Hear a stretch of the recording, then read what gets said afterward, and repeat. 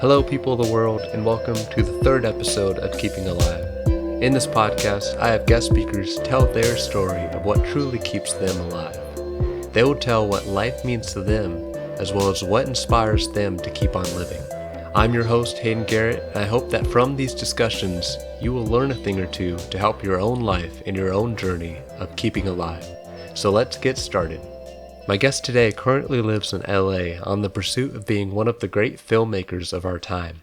With a degree of cinema studies at the University of Oregon, he has made multiple short films for Duck TV and continues to make stories on screen. He moved to the U.S. from Helmstedt, Germany, and went through many years of hard work to gain U.S. citizenship. I'd like everyone to meet Jannik Ehret. Hi. How's it going? Good. Cool. How's your day been so far? Pretty good. Yeah, Kai and I have been cracking down on some TikToks. Oh. It seems to be got the itch to make stuff, and it seems to be the only real output I've been able to find to stay busy making stuff. We're just making skits and going through all the lists of jokes and shorts that I never made, and we just kind of shortened them, and I've been kind of pumping them out all day. Well, that's good. Yeah. It's good to keep busy in the process of creating content. Yeah. So that might be answering the first question, but my first question to everybody is, what's keeping you alive at this moment? What's keeping you mentally sane? What are you doing to keep on going? Well, the current events answer to that is probably my roommates. I just can't imagine what it's like to be stuck inside without having somebody to talk to, or bounce ideas off of, or I don't know, just have fun with, play games with. So we don't see each other that often, actually, but when we do, it really does make it feel a lot less dramatic. And then the long-term answer to that question is probably just being able to make things. I really think making things is very cathartic. I've always loved creating things, drawing, making things with my hands, and then trying to turn that into a career. But even if, that wasn't going to be my career, I think that's very cathartic and kind of, that's what I get excited about when I wake up. What would you say brought you into making things? Like, what was the first thing you made when you grew up? I started with drawing. So I spent maybe the first 10 years of my life drawing and playing Legos, and they were not exclusive from one another always. I would play out little scenarios in my drawings and then draw them, and vice versa. Yeah, so it's definitely drawings. My mom has like books this thick, multiple, that she bound all my drawings together from that time in my life. And they're huge drawings too. They're not the standard paper size, because I wanted to be able to do a mural of different events going on. And so it's definitely drawing. And then because I went to a Waldorf school, there was also a lot of woodworking and we got these soft stones. I forgot what they're called, but we would be encouraged to carve things out of them, knitting, Waldorf stuff. And would you say that's that school, those activities kind of brought this passion into creating more and more as life went on? I don't know. I don't know what came first. My passion for making things, or if that was infused through the Waldorf school system. My mom is very creative. My dad, at least, doesn't do anything creative for work. At least not what you would traditionally consider creative. He works for VW and does car stuff. Okay. So I'm not sure if that's just something that I have, or if that's something that was infused. In your creative process, the next question I like to ask would be, what work of art has inspired you in your life? And this could be anything from a movie, a book, song, a poem, something that has probably influenced the work that you do today? Um, there's a lot of answers to that question. But what comes to mind first is probably the movie Alien. Um, just because what I'm currently writing, and for the last maybe 4 years, that's been kind of my go-to that inspires my writing. It's really like the atmosphere and the themes in that movie, and it just has a lot of things that I'm drawn to. I have a treasure hunter, not really persona, but I guess part of my personality that really likes the idea of hunting treasures and like exploring and stuff. So that perhaps started with the book Treasure Island, Mm. which I heard in German on audio tape for the first time and still have. When was this? I used to listen to a lot of audiobooks while I would build Legos. Oh, so this was like back as a kid, Yeah. or yesterday for me. Yeah. I still have my Lego set in my closet. Yeah. Hey, I And sold all my, it took forever, but I sold all my sets and there was a lot of them. I made like $3,000. But I wow. still have all my pieces. I kept all my pieces because that was the funnest part was the pieces because the sets you Hmm. just build once and you're done. Yeah, and then you look at it and you put it on the shelf, and it's like, I remember making that years Yeah. ago. Good times. Good times. Let's go build some Legos. Castles. Well, okay, so when talking about Legos, because Legos, they were a huge part of my development in my creative process as Oh well. yeah. Cool. And do you have anything that comes to mind in the a Lego creation that you made that sometimes you think back to and being like, wow, that was a cool thing. Yeah. Um, I made I made the coolest thing that I was probably most proud of. Well, I'd make multiple of these castles that I, yeah, that I'd use one of the big square things, the base plates, and then I'd make a castle with like four towers, and I would layer the base two or three layers, maybe one color, next color, blah blah blah, and I would just keep making them better and bigger. And then the last version of that was this huge mansion thing, Hmm. and you could take off the roof and there's like all these usable parts of it, and in the main room upstairs that the roof taking off would reveal there was a wall with that you could like, I forgot exactly what it was, but you could like move different pieces that would, there was like all these mechanisms that you had to press to unlock this like secret door, and there's a treasure chamber. That's where Treasure Wow. Island maybe came in. Oh, yep. and and then I had gone a little bit further and I had labeled a whole bunch of the pieces with like little handwritten things to like embellish it, and just a whole bunch of like mechanisms with those smooth Lego pieces because that you know what I mean, the ones that don't have the knobs on them. Mm. You can make mechanisms with those because they don't stick. You can slide them in and out. Anyway, long story short, really big mansion with secret things in it. Well, let's go to the next question. What is something that you've kept alive throughout your life? And this could be a moment in time, like a memory, or someone who has inspired you as like a role model. I guess I'll have to go with the basic answer. Probably my mom. Mm. There's been a lot of instability in my life, and that's just kind of my ongoing plague, I feel like. Um, and not to get too deep into it, but at this point, it's like sometimes I feel like I'm chasing it. Like if I get too stable, I get nervous. Mm. Um, but yeah, she is pretty much the only person that I feel like that has consistently been anything consistent in my life. So Yeah. Get as deep as you're willing to. But what is consistency in your life? well, I moved a lot in my life. I'm trying to, as I told you, do an art piece right there, where that temporary map is of all the places I've lived, which is a Oh, total of okay. 16. Wow. Yeah. Not in, and that's like, I think the cutoff was like 3 months or when I didn't have another place, not counting study abroad, stuff like that. Mm. Yeah. So, and that has caused me to including moving to a different country. That's the big one. But even before that, I was moving a lot within Germany.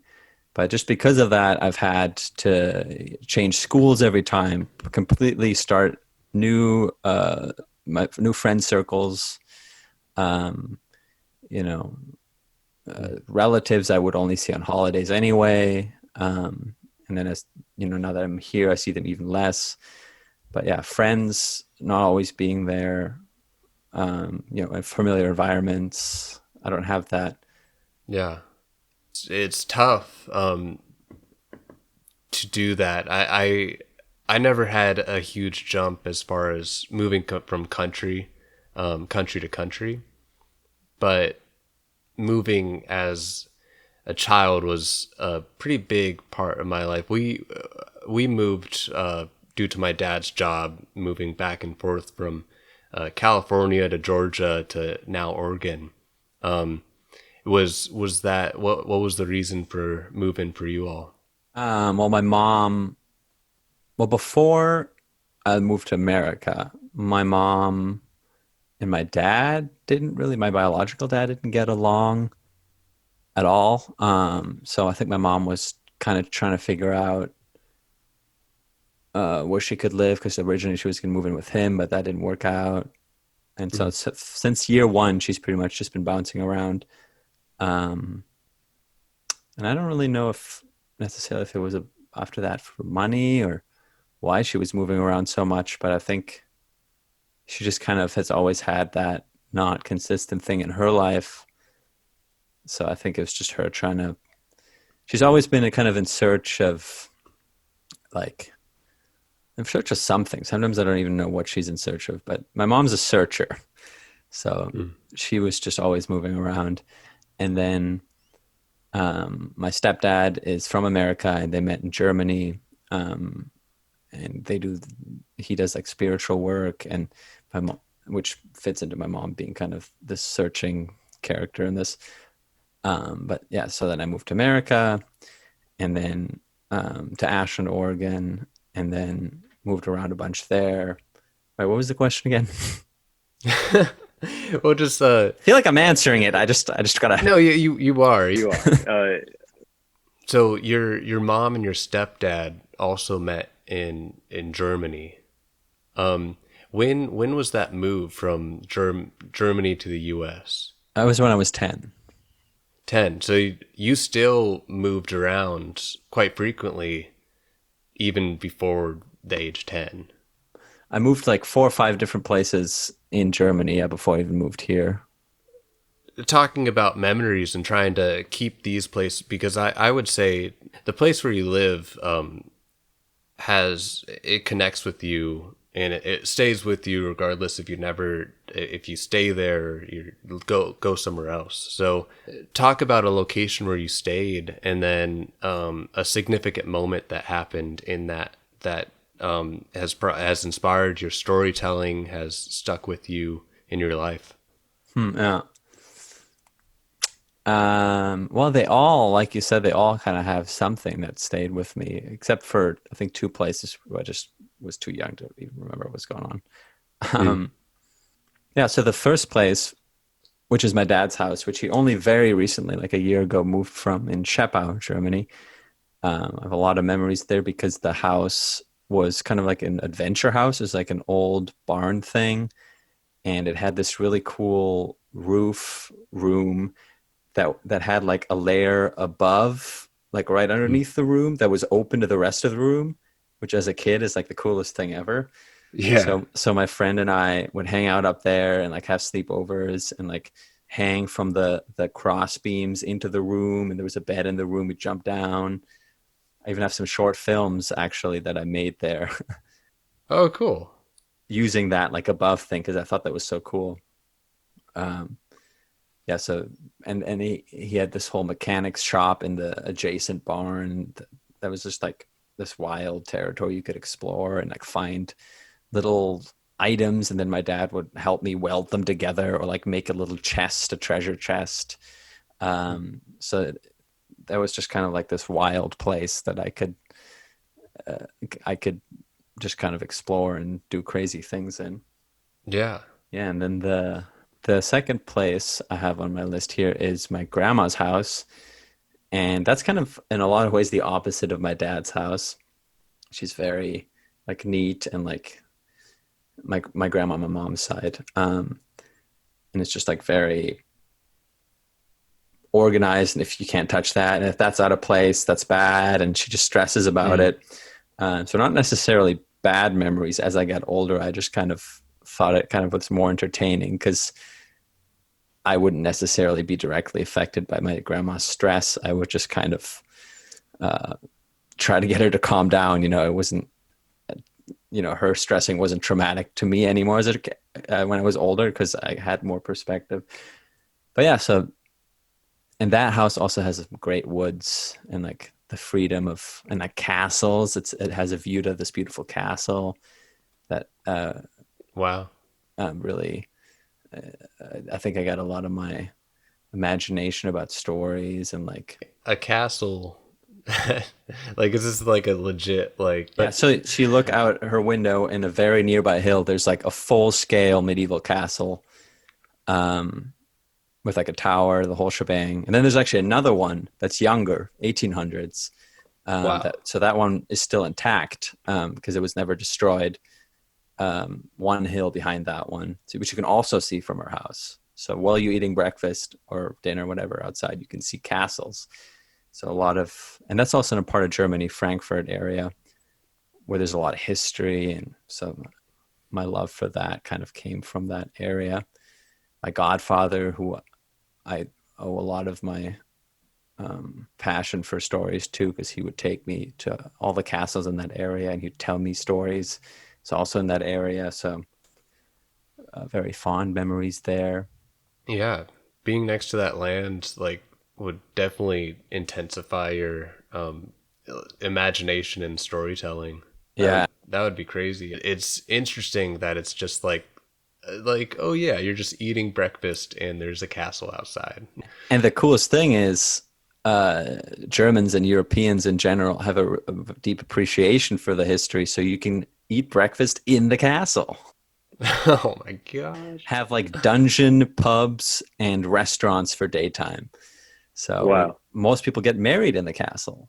So Gosh, I'm down for the dungeon pub. That would be cool. if we ever go, I'll take you Definitely. to keep this house thing rolling. The next is a place I don't actually remember living in, Ladenburg. It's close, also close to where my grandma was. At this point, I think my mom was this was after she moved out of my dad's house and then was kind of trying to stay close to her mom. Um, I have some very weird, inappropriate memories here, like kids playing with poop kind of memories. Oh my gosh. Hey, can we explain that a little bit? Can I go into it? I don't know. I don't know if I you want mean, to keep this. uh, Is this like So I have I have four like, memories, four very small, distinct memories at this place. okay. I'm just like struggling to make a foray.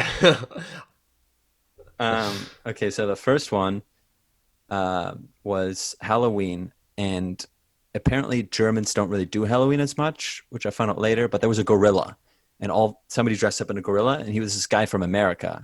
That's why he did it, and everybody was like, "Whoa, gorilla!" All the it's kids loved it. American. Yeah, so that's one, and then the other one is me standing in front of a big hole in the middle of the neighborhood with like plants and stuff, and just doing "I'm three." German three, by the way, and that is how I did it. Okay, yep. I'm three, and that's the memory. That's a memory. Gosh, why the things we keep in our head. So there's that one. Then there's this girl and me walking next to the same hole with the plants in it, and she points to like this rocky little like line of rocks guarding somebody's yard kind of thing. And she points to one of the rocks and says, "This one kid we knew, let's say his name was Paul, busted open one of his testicles on that, and it came out." And I was like 4 or 5, I don't know, but she was just like, "There, that's what happened." And you, Memory. you, Oh my gosh. Yeah, well that definitely sticks with you. Got it. Got to keep those safe. So my brain was like, always remember that one kid. It was like, this is So important. you're you're not wanting to talk about the poop story, but you're I'm totally building to fine. it. The poop one is the last Okay. one. That was number Okay. three. The poop one. So it started with, and this is, in the very fragmented memories, this little action figure must maybe some superhero or something, a little plastic thing. And there's a downstairs bathroom, and this kid and I were playing with it, and for some reason we're taking turns pooping. And whenever you went in, you took the thing with you in there. And then I pooped first, then it was his turn, and then when he was done, he opened up the door and was like, "Look, it's poop!" And he showed me his finger, and there's poop on it. Oh my gosh. So I don't know how the action figure ties in, but memory, red Wow. herring, Well, poop. very specific. Um, as of that memory, and then there's actually another one, a fifth memory, a little bonus. We had a red couch, and I had this bamboo stick with green tape at the very top, and I just hit things with it. And then I was on the couch with the stick, and then I look down into the couch, and I dig between the cushions, and I pull out a little red folded paper box. You know those little boxes you can fold? Oh, okay, yeah. You take them apart, Mm-hmm. just a little like that, which I had for like the next 15 years, and it was like my favorite thing for some reason. Wow. Memory. Where'd it go? I don't know. Got lost. It was your favorite thing until it wasn't. Yeah, it's just I was sad. I was sad when it was gone, but I don't know. I don't even know why I liked it or why it was in the couch. That was it. That's cool. And I think that's actually two places blended into each other. One of them I don't even remember at all. Okay, my next one. Oh yeah, this I don't have a lot of memories in is Braunschweig, which is a Brunswick. They have one of those here in America, but the original one is in Germany. And I lived there for quite a long time. The longest, second longest time I've ever lived in one place, 3 years. And yeah, that's where I went to the Waldorf school, or started going to the Waldorf school, which there's a whole bunch of stories attached to that. Hmm. Um, I actually lived in the same house as my friend Inza, which was really cool to live in the same building as her. But yeah, I guess my biggest memory there was um, being the Hamster King. I created a club at school called the Hamster King. Not the Hamster King. I was the Hamster King. The Hamster Club. Um, And this is not German for something else. This is actually hamsters, it's right? actually I was a hamster. Yeah, everybody was in the club was Okay. a hamster, and Okay. this is kind of, now that I think about it, the first version of me, like in a really weird way, trying to see if it's possible for me to be popular, and then like disabandoning that idea. Second time happened in high school, but this time I made the hamster club, and I told everybody that they should be part of it. But to be able to get into it, you had to do a test. And if it was a kid I didn't like, I'd make him do a test that he couldn't do, such as climbing a tree that you can't get up. Oh It's my impossible. And it's gosh. like, that sucks. But then if it's like somebody I really liked, I was like, just climb this easier tree. And then he got in. I Oh was like, hell no. yeah. See, that's when you know you're popular because you're like bullying other Yeah, I was kids. essentially it was just a bully. But yeah, so Okay, so people got into this club people got in the and club, then and I was like, we need to start printing money. Any club needs cash okay. flow. So I recruited all my clubbers all my hamsters to make dollar bills, dollar money, like Mm. drawn out. It was dollars too, weirdly enough. It's not euros, it's dollars. And I had to sign it to make it legit. But we just started converting all the classroom's paper into dollar bills, like stacks and stacks, all hand drawn. And the teacher had to shut us down because we were using up all the paper. Oh no. But They found that you were laundering money through the hamster club. yeah. And I ended up having a suitcase like this big, thick, full of just wads of cash. I actually hid that a couple of years ago in the Three Sisters Wilderness in Oregon in a chest, and I have Oh, like you it's like a treasure chest. yeah, Oh my gosh, do you know like I mean, you don't have to tell us, but you know the GPS kind I of know coordinates exactly. and I have stuff? the coordinates and a drone photo. God. I can send you a photo of when I hit it. I have a Instagram photo. That's pretty cool. Do you do this often? No, it's just one time thing. It just was Okay. about I didn't want to move around with all this weight because it's when I was moving to Los Angeles. But at the Hmm. same time, I didn't want to just throw away all this cash. So it's your little time capsule. It's a Yannick time capsule of cash from Germany. There's other like personal items in there too, but yeah. And then another thing I did with the Hamster Club, a final note on the Hamster Club is I was like, we need weapons. Oh, okay. So you're actually just making a mob at this point. Like you're making money. Yeah, I was making money. It was all good. No, but the big part of the Hamster Club was building sandcastles. Now the sandbox had like dog poop in it, so there's no go. So we had to go to the volleyball court. The volleyball court had volleyball kids in it, so we were like, we need to stop the volleyball kids from destroying our sandcastles. So we started digging holes everywhere and putting little layers of frickle branches and leaves and then sand. So essentially, you step in it and you break your leg when you step in it. Oh my god. So we wanted the volleyball kids to break the legs so we could play sand castles, do sand This stuff. is this is getting out of hand. And then that turned into somehow like we need weapons. So that volleyball pit was adjacent to an old factory. And I knew that these old factory pipes were cast metal. And the thing about cast metal is it's kind of like a diamond. It's really hard if you scratch it or whatever. Try to scratch it. Yeah. But then if you beat it hard, it'll shatter like glass or diamonds. Oh my gosh. So I circled all my hamsters around this pipe, and we all grabbed rocks, and I was like, start beating, and we just were just like, and we splintered off all these like arrowheads and spear tips to fight, I guess, the volleyball kids. Just in case. Memory, yeah. There's any did anything come from this? That was no, No, it was just preparation. yeah, doomsday prepper. I'm pretty sure we got the volleyball court. I don't remember the kids coming back. And my last question with this would be there's no reason for it's just called Hamster Club.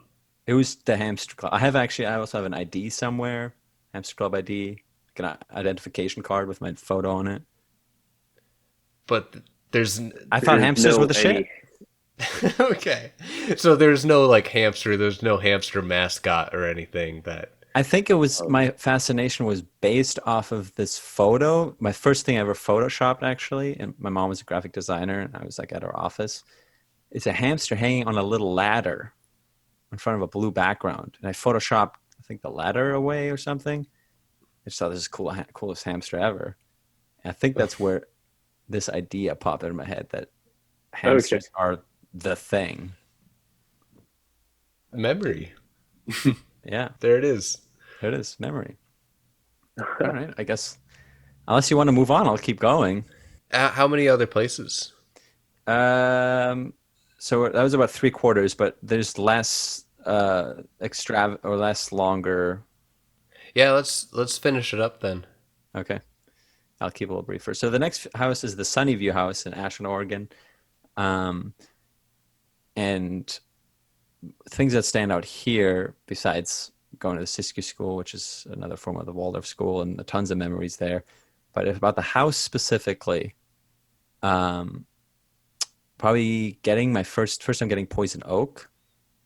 Um, my first experience with an American suburb, which looks very different. Seeing my first raccoon, which I thought was really cool. I think I had a similar. I think raccoon was the next hamster for me, Okay. and I'm still in the raccoon era, to be completely honest. I still You raccoon. know what? I'm on the same boat.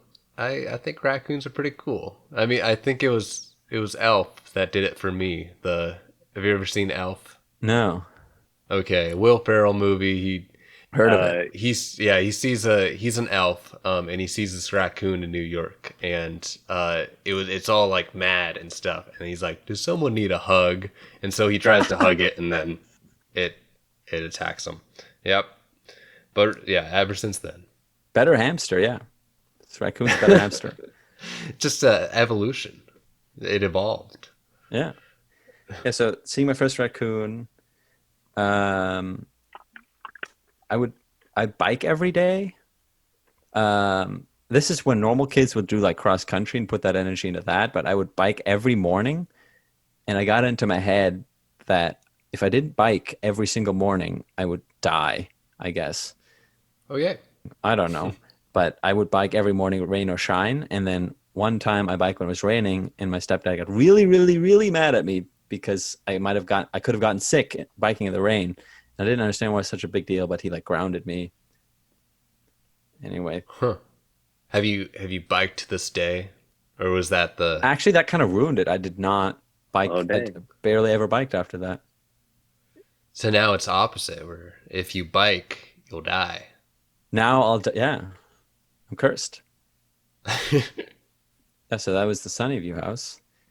Oh, and I gave all of my stepdad had like all these people because of the line of work that he did work with that were like a little bit older than me, like 3 years older than me. And I thought they were really cool because I didn't have that many friends. And they were just like easy, accessible friends because they're right there. And I just really liked them. And I'll give them weird names like Mr. Canister. It's this guy called Ben. Mr. Canister. Mr. That's Canister. And then I forgot all. Oh, Schnapps. I called this other guy called Michael Schnapps. Mm-hmm. And then there was more names, but I don't remember them. Schnapps, Mr. Canister. Anyway, then I moved to Germany back for a year. Back to Germany, Hamburg. I just remember the kids at school being like really intense. I think this is the first time because Waldorf is like very hippie and like a whole different way of educating, really artistic. This was kind of like, and this was not even like, this was like half an art school too, but it was just like getting punched in the face with what all the other kids had to deal with, which was a school system where there were bullies. Waldorf didn't have any true, I mean, it had me. Yeah, you couldn't find them because you were the one. Yeah, exactly. Yeah, it just had me. There's others like me there.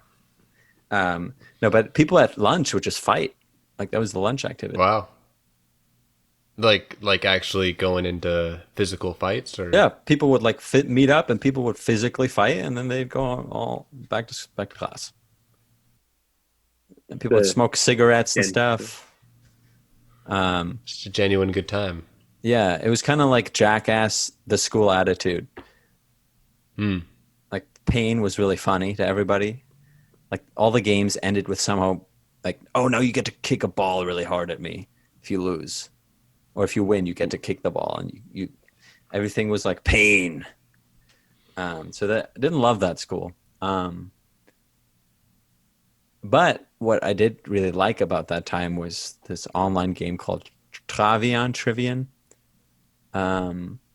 which is like a strategy game.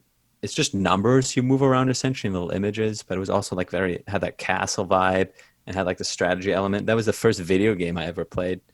I think that I was actually kind of addicted to, like a normal kid playing video games. I wasn't really interested in video games until this point. Okay, the next one is a house at a lake that I used to live at the Immigrant Lake, also in Ashland. This is a cool memory, brief one. I found a treasure box with coins, old silver coins, 250 years old, and then old American coins, 100 years old, 100 plus years old, in my backyard there. Was this so? I know one of your hobbies is, I forgot the metal detecting. thing. Metal detecting. No, this was just this is another story, but I'm not going to get into that. My stepdad wanted me to hide gasoline in the backyard for the apocalypse. Why can't we get into that? Actually, honestly, that's kind of it. He just wanted a bathtub Oh, that's it. full of gasoline in the backyard, and he gave me some money to dig the hole. And I was like, he hid this here. There's no way. But unless he's an amazing actor, he did not hide that there. Um, yeah, but right where I was digging that thing, the thing, I was making a TikTok with it earlier. The chest, still have it. Still have the coins too, because That's actually awesome. they're actual silver and valuable. What the Spanish had when they did the whole Cortez business. Mm. A little bit later than that, but Inquisition coins. The Inquisition. Yeah. And before that I was into Treasure Island, but that was like mainlining treasure.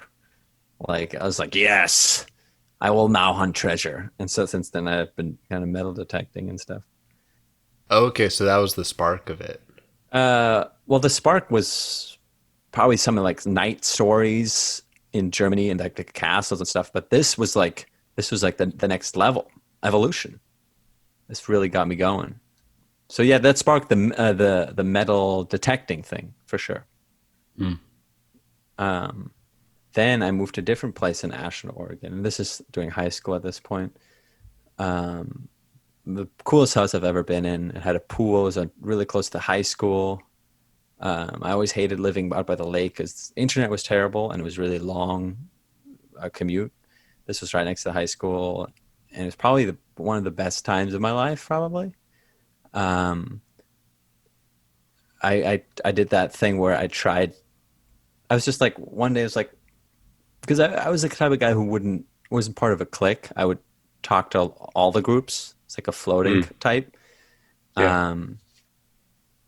And I just at some point realized that, there's like all these popularity contests. There was like a talent show version of it. There's prom king, homecoming, all this weird stuff that we don't have in Germany at all. And I was like, I didn't really set out to become that. But I was definitely like, hey, I wonder how far I can push this if I only have positive interactions with somebody, and you can already kind of see the downside of that. Yeah. But I just started to like pretty much do that. And I became like the prince person, like the homecoming prince, which is like, Wow. you can only be a king if you're a senior, I think, or maybe not, or usually it's a senior. I don't know. But as soon as, and then you do the parade, you go through town and you sit in the back of the float and wave and stuff. And as soon as I was there on the back of that float, this was junior year, it instantly came crashing down. Like I was like waving at people and I was just hating myself waving. I was like, this sucks Why would you think that happened? that it came crashing down. Yeah.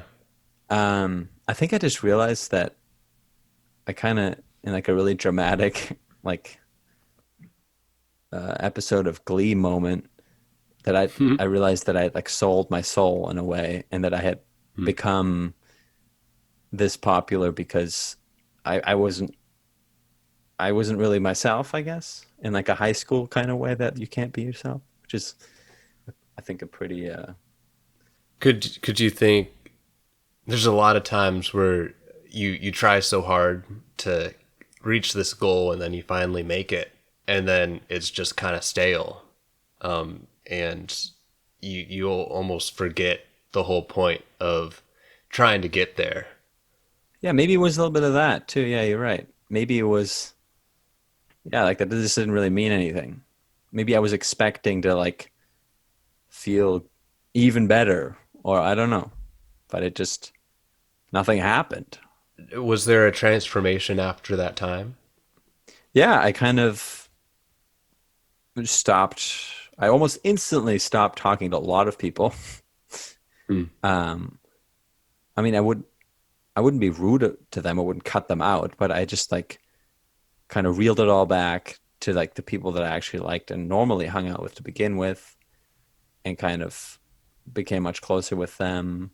Um, and kind of that last year of college, or before college kind of made the friends that I still have today, I guess, kind of because I came back to them and kind of just hung out primarily with them. And because at lunch I would, spend most people would just hang out in the groups, and I would jump from group to group and say hi to everybody, joke a little bit, you Mm. know. And that, that started because I didn't have any friends. But through that I had made some friends. And so I just felt like I didn't need to do this jumping around anymore. It was time for me to now settle in with the friends that I did have and Yeah. hang out with them more. So it's kind of nice. It's a good lesson, and I don't think you wouldn't have found the friends that you're still with today if it wasn't for you trying to be Yeah, that's like true. the most popular guy in school. Yeah, that's a good point. So it's, I mean, as much as it's like, why did I do this? And it's like the whole, I always wanted to be popular, just like I'm sure most people did back in high school. You have so many stigmas. But I would agree that the moments that I felt the most popular, I was like dead inside. Yeah, And it's it's just weird that way. you're working so hard and you're trying to impress so many people where it's like you are no longer yourself. And it's good to get there and then step back and be like, okay, why did I not like that? And then go from there. Yeah, So it's cool that you had that chance of like a dramatic glee moment of what am I doing with my life? yeah. I knew Yeah. all the tricks of the trade because of the hamster thing. You just need to get the weapons in and you'll be good to go. Like I knew how to pull all the strings. Anyway. But let's one of my questions, I want to get to the dark side of Yannick. One of my questions could be what you just talked about. The answer could be what you just talked about. But what is something that you found you had the most struggle with throughout your life? This could be a significant moment or just an ongoing thing that you're trying to deal with. I think a lot of it has been confidence, I guess, like with everybody else. But I have, um, yeah, and I think it's a little bit more complicated than just. I mean, for everybody, it's complicated in their own way. But in my way, um, it's not just flat out.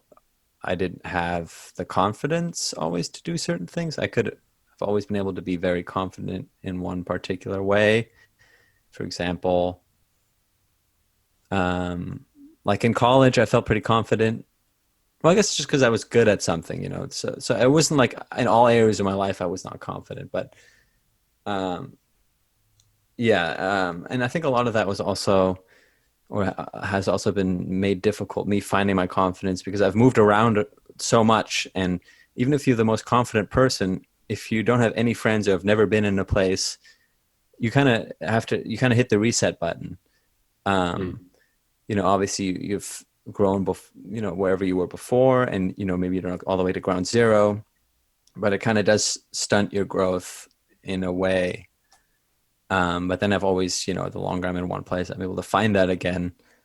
But it's kind of felt that way, like two steps forward, one step back, because there's been all this inconsistency. So I think that's kind of something ongoing.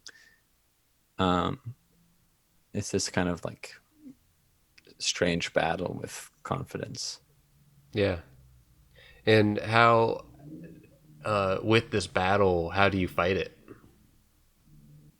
I think I'm at a point now where I've kind of realized that, like I said, it's not really my fault that I've just been circumstantially put behind on that personal journey, and that it's just a matter of getting comfortable with my surroundings and just being able to recognize that I'm not in a place where I'm comfortable in. I'm in a new place. I'm obviously going to not be as confident as I would be if I had, people to support me left and right.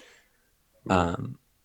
and just acknowledging that makes makes the process easier, I think. And so I've gained that as a tool, if you will. But I mean, it still sucks to Yeah. feel unconfident, of course. But yeah, taking some of the self-blame out helps. It was something that I like. This is more for anxiety than confidence, but I think anxiety has a lot to play with how confident you feel. And Bill Hader had something because he deals with a lot of anxiety with also being a performer and an actor, and he talks about trying to take the story out of your anxiety of like, I'm I'm anxious or I'm worried because there's a test coming. Um, Try not to have that test, but more so just try to say, "Oh, I'm worried, I'm anxious right now," and just deal with that, and not so much dwell on the reason, but just what you feel, and just keep that in mind. That's almost the opposite, though, in a weird way. Maybe Yeah. it's not, but it seems like, because for me, being able to attribute it to like a cause makes me feel like, oh, it's not this weird thing that I'm just feeling, it helps me to see that there's a reason for it. If it's just happening in a vacuum, I'm like, oh, maybe something is wrong with me. But if I'm like, oh, I'm afraid because there's a scary thing right there, oh, then what I'm feeling is completely normal, and this is what everybody's feeling. And so the other guy that was able to overcome the scary thing, was feeling that too. So this must be normal, so I can overcome it. So that could be part of the reason why you're very much into storytelling, and also sharing your story of not only trying to heighten your creativity, but to kind of give these lessons out to everybody else. Yeah. Wait, what? Well, like using your storytelling to To try to help. to prove that it exists, the thing that you To justify. value, justify it, I guess would be a good Yeah. one. Yeah. Yeah. The storytelling thing is a complex beast with lots of angles, I guess, and like reasons why I like it. But yeah, when doing the film club in college, I found out I really like to like teach as well, and yeah, so there's like a side of me that just likes to, I guess, teach. I don't know. Yeah. So I mean, I And don't want to sound like I'm like handing out lessons, but No. whenever you're telling a story, there is, this is what I learned kind of thing. Check it out. Yeah. So Yeah, I guess, definitely. yeah. And let's talk about, like, you said you started with drawing and then Legos and a lot of stuff in between. Now you're very much on the film uh, way of creating content. What drove you to be passionate about film? Um, when I was living in Germany, I wasn't really allowed to watch with just my mom. I wasn't really allowed to watch movies at all. Well, I was allowed to watch movies, but only 1 hour of TV or so a week, or one movie or something like that. And I wasn't really interested in either because I was in my own head playing Legos and drawing. But when I got to America, and with my stepdad being a huge movie buff, he kind of introduced me to movies in a way for the first time. And that was kind of the next evolution of drawing to me. Um, because to this day, I kind of feel like I've gotten everything out of drawing that I wanted to get. Like, I don't really have the instinct to draw anymore. Yeah, and I think it's just because, not that I've like mastered drawing or anything, but for what I personally wanted from it, it seemed like I'd reached the the limit of what I could get from it, and that movies were like kind of the new challenge, the new thing to do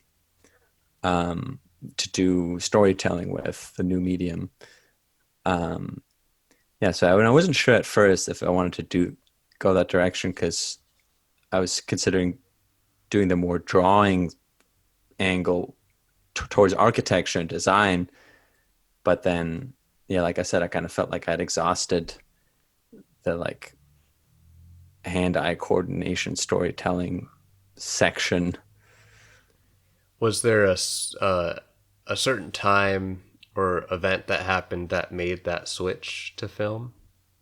Um, well, as soon as I got to America, I was instantly fascinated by movies, and all my drawings shifted to kind of things I'd seen in movies, like big battles or like from like spaceships from Alien. Or I watched Alien way too young.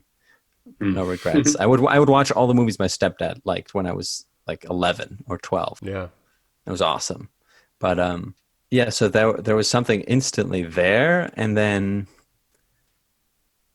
I think the final decision when I went off to college was one, I had this mentor that helped me in middle school make some video projects, um, who was really encouraging. And when it came time to think about which direction I was going to go, I asked him, and I asked this guy who was an architect from San Francisco, and what they thought about me doing it, and then a little bit about the job itself. And the architect, what he described essentially sounded pretty boring to me, for one. And yeah, that was kind of the takeaway there. And then Joel, my mentor, essentially just was very encouraging about it, thinking that I would have a talent in it from the projects that we had worked on. And yeah, and just from what he showed, I had kind of this like very hands-on introduction to filmmaking that I didn't have to like this world of architecture or design, I guess. Yeah, so that's what I went with. Cool. Do you like your choice? I do. Yeah. Um, and one big part of the decision too, and this is going to sound a little like, I, maybe cocky, I don't know, whatever. But I felt like movies was a way that I would never be able to get to a point where I felt like I had completed it or had done everything I can do with it, because it's so vague. It's like there can always be another. It's you can't make a perfect movie. It's impossible. Mm-hmm. It's always adapting. Yeah, and it's a never-ending challenge, and I just can't get bored of it really in a way. I mean, Yeah. yeah. If you, yeah, like you can get bored of not getting your script sold or not getting into the industry, but that's different. Like if you're able to get in and do work, there's like you've never done will be able to do everything. Yeah, I guess. Yeah. So I that was appealing to me as well. Yeah. Where do you want to see yourself in 5 years from now? Um, I'm kind of unsure if I want to do which route I want to take into getting into the creative side of filmmaking. Now that I've Yeah. kind of made it into kind of the PA, the lowest, just into the industry at all. So one way is trying to get into a writer's room, which is also very, very hard, of course. But there's still things you can do as a writer that's not necessarily writer's room on the way there. But like this writer's direction, or kind of this creator at home, YouTube,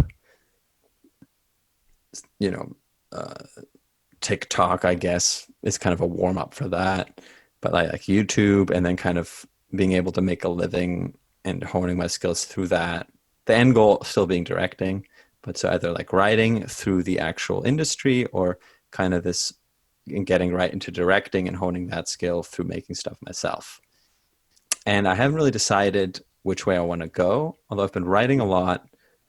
And I think for right now, I would say the next 5 years, I would try to get in a position where I can make money writing. Yeah. Yeah. What do you see yourself writing? What would you want? I only think of Oscars because That's I know there's other awards, but what would you want to get an Oscar for? Probably directing Directing what? a movie. Well, yeah, but like, what kind of movie do you think you would want to be known for? Like Jannik does this. I don't know what my brand is yet.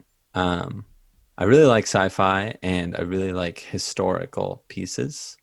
I think I think sci-fi is a little bit of doesn't have as much. I know I just said that filmmaking is kind of limitless, but it feels like sci-fi. A lot of stuff has been done, a lot of cool stuff. I think in the historic section, there's a lot of types of movies that haven't been made, so maybe diving into that. Yeah. But yeah, either sci-fi or something historic. Once again, that whole like night history treasure thing.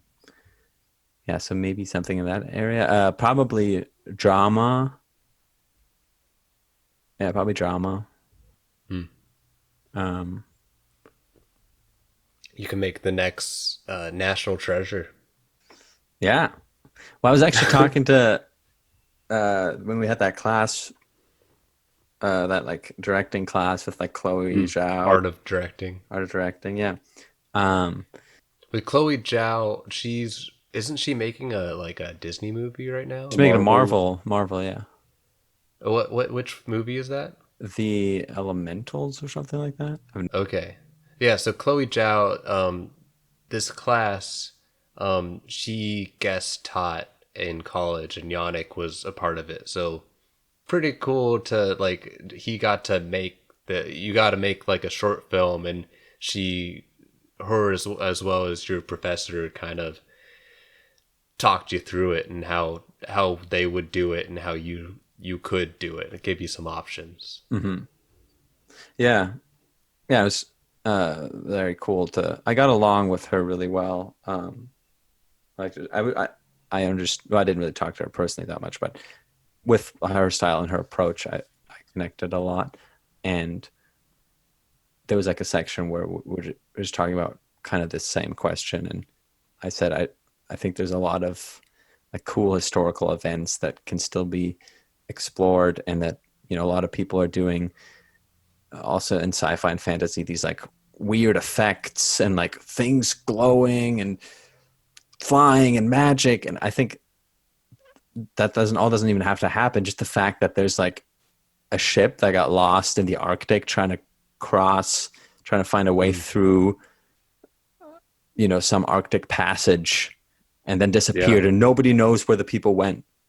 Like that is crazy and has something magical about it already, I think, and that we don't need all the lights and effects. And I think that kind of a movie, something like that, I think is really cool. Are you talking about, is this Erebus? Yeah, What that's ship? one of them. Yeah, there's two of them. Okay, cool. I listened to an audiobook of Michael Palin talking about, do you know Michael Palin? He's one of the Monty Python crew people. Yeah. He was obsessed about Erebus, of trying to find this ship and trying to like find every single little piece of information to try to track down where it is. It's crazy how we have things lost in history. Yeah, and all the information that there is about it is really cool. Like not cool that people died. Like mysterious. There's like Interesting. Interesting. There's some. Is it Inuit? Is that the right? I think so. The natives there that like saw something. I don't know, but all this cool, mysterious information, and yeah, it's just cool stuff. Yeah, it definitely has. That's a lot of potential for storytelling. Yeah. I highly advise I mean, since you're interested in history and also like treasure hunting, Michael Palin does a really good job in Michael Palin. Yeah, in trying to establish all the facts we know about Erebus. I thought it was going to be a comedy book. That's why I got it. And I was like, this isn't funny, but it's so good.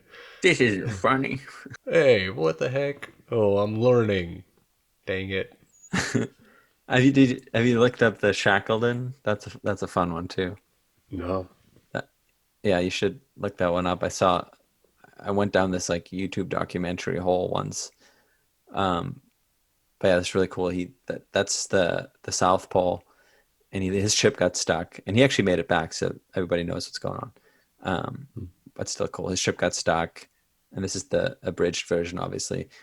He unloaded because the ship was like cracking. He was running out of supplies after being stuck for like 3 months waiting for the snow to melt.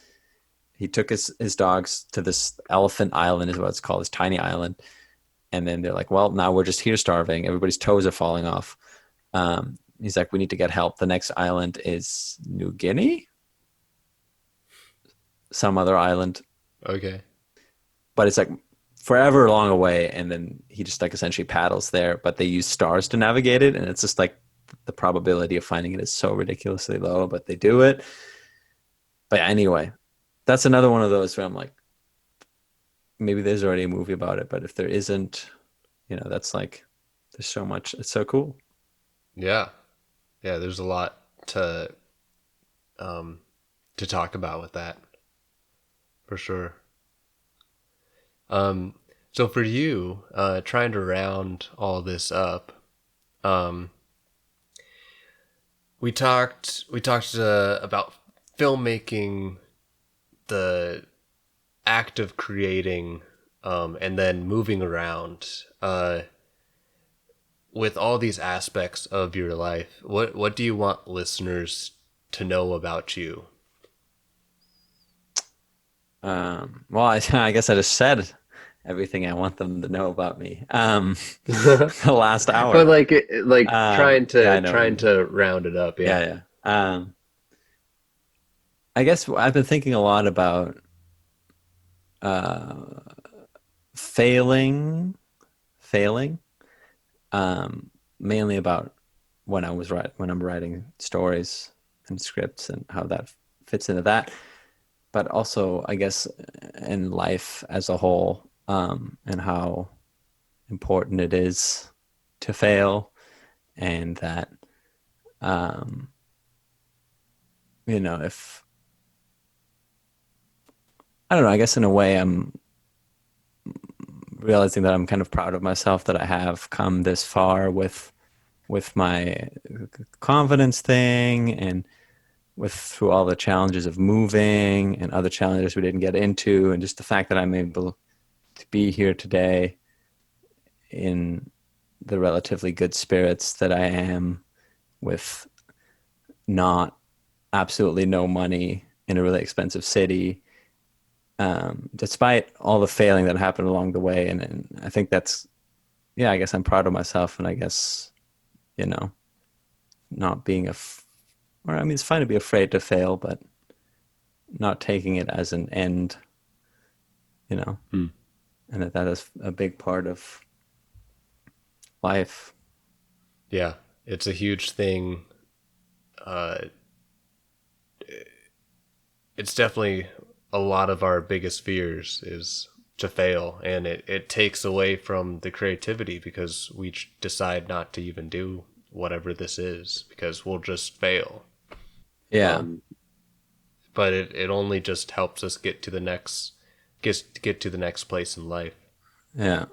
Yeah. Like, I really like what you said about the thing in high school of not, maybe I would have never been able to make those friends that I still have today if I hadn't, tried to do this other thing that and Hmm. inevitably did not work out for me and failed, you know. But look what I got out of it. Yeah, yeah. There's always something. Yeah. Really cool. Any final thoughts? Um. Well, thank you for having me on this. I've listened to a lot of podcasts, love podcasts, but I've never been on one, and I think it was a lot more fun than. Uh, not that I didn't think it wouldn't be fun, but I thought it was. Yeah, I still thought it was a What lot are you more trying to fun say? than. I still thought it was a lot more fun than I thought it would be. Yeah, it should just be a relaxing. I mean, hopefully it's fun talking about your life. And if it's not, then you got you gotta rethink your life. Yeah, I really, I like talking about my life kind of in retrospect. Time makes everything sweet, I guess. Yeah, so thank you for listening to my poop stories. That's sweet. My popularity contest stories. Yeah. And least but not last. Actually, I don't have that was the popularity one was the last one, so that's it. Awesome. I messed that one up. That's all right. We're here. Failure. There you go. Failure. Actually, I did that on purpose. I failed. See, and it's fine. But if you did it on purpose, did you actually succeed to fail? Cut. And scene. You can't direct this. This is mine. This is mine. Okay. Well, thank you so much, Jannik. That's we got a lot to unpack here, and I can't wait to go through it. Yeah. Well, it was nice talking with you, Jannik. You have a good day. Yeah. Next time, I'm asking you all the questions. Oh, and I'll be answering. But I won't be recording. Okay. We'll be in that pub in that castle. All right. Okay. Oh, yeah. All right. Okay. See ya. Bye. That wraps up this episode. Thank you to Jannik for being today's guest. Special thanks to Harrison for making the show's music, and to Visual Aid for supplying the show's gear. Tune in next time to hear from Chang Park. As a child, Chang moved from Korea to the United States and has focused a lot of his attention on creating music. Since the start of middle school, Chang has performed in a jazz band playing the trumpet. He is now creating his own music influenced by contemporary Korean pop, jazz, hip-hop, and metal. Thank you all for listening. This is Hayden Garratt, keeping alive, live it for fun. Catch you later. Bye.